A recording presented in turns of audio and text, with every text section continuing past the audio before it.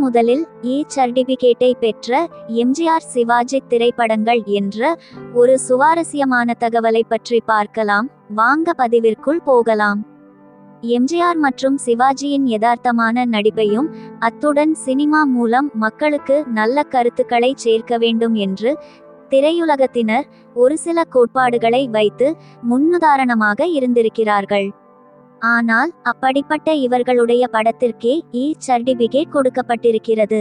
பொதுவாக சர்டிபிகேட் ஒரு படத்துக்கு கிடைக்கிறது என்றால் அது சின்ன குழந்தைகள், அதாவது 18 வயதிற்கு குறைவானவர்கள் யாரும் பார்க்க கூடாது என்பதற்காக விதிக்கப்பட்ட தடை. ஒரு படத்தின் படப்பிடிப்பை முடித்துவிட்டு தணிக்கை குழு மூலமாக இந்த படம் எந்த முத்திரையை பெறும் என்பதை தீர்மானிப்பார்கள். அதை பொறுத்துத்தான் அவர்கள் அந்த படத்திற்கான சர்டிபிகேட்டை வழங்குவார்கள். அந்த வகையில் 1979ஆம் ஆண்டு சிவாஜி நடிப்பில் கவரிமான் என்ற திரைப்படம் வெளிவந்தது. இப்படத்தில் சிவாஜியின் நடிப்பு அற்புதம். நடிகர் திலகம் என்று சொல்லும் அளவிற்கு பட்டையை கிளப்பியிருப்பார். ஆனால் இது சமூகத்திற்கு தேவையில்லாத கருத்து என்று அந்த காலத்திலேயே மக்கள் புறக்கணித்த கதையாக இருந்தது. கவரிமான் படத்தில் சிவாஜியின் மனைவி தகாத உறவில் இருப்பதை பார்த்ததும் அவரை கொலை செய்துவிடுவார் சிவாஜி. இதனை நேரில் பார்த்த சிவாஜியின் மகள் ஸ்ரீதேவி படம் முழுக்க அப்பாவை வெறுத்து அவமதித்து பல அட்டூழியங்களை செய்யும் அளவிற்கு கதை நகர்ந்து வரும். ஆக மொத்தத்தில் இந்த மாதிரியான ஒரு கதை சமூகத்திற்கு தேவை இல்லை என்று மக்கள் இப்படத்தை பார்க்க விரும்பவில்லை.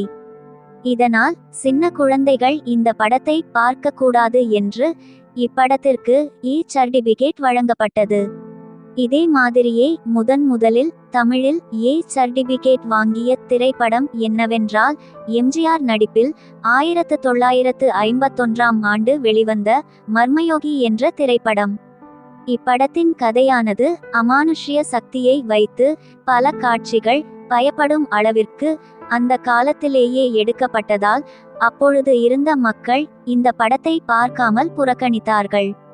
அதனால் அந்த காலத்தில் முதலாக சர்டிபிகேட்டை கொண்டு வந்து குழந்தைகள் பார்க்கக்கூடிய படமில்லை என்பதை வெளிக்காட்டும் விதமாக எம்ஜிஆர் படம் முத்திரையை பெற்றது. அதனாலேயே அடுத்தடுத்த படங்களில் நடிக்கும் பொழுது எந்த மாதிரியான படங்கள் மக்களிடம் நல்ல கருத்துக்களை உண்டாக்கும் என்பதில் அதிக கவனம் செலுத்தி நடித்து புரட்சி தலைவர் எம்ஜிஆர் மக்கள் மனதை வென்றிருக்கிறார் என்பது குறிப்பிடத்தக்கது. ஓகே ஃப்ரெண்ட்ஸ், இந்த ஒரு சுவாரஸ்யமான தகவல் உங்களுக்கு பிடித்திருந்தால் உடனே ஒரு லைக் போட்டு சப்ஸ்கிரைப் பண்ணி சப்போர்ட் பண்ணுங்க. நன்றி, வணக்கம். வாழ்க தமிழ்.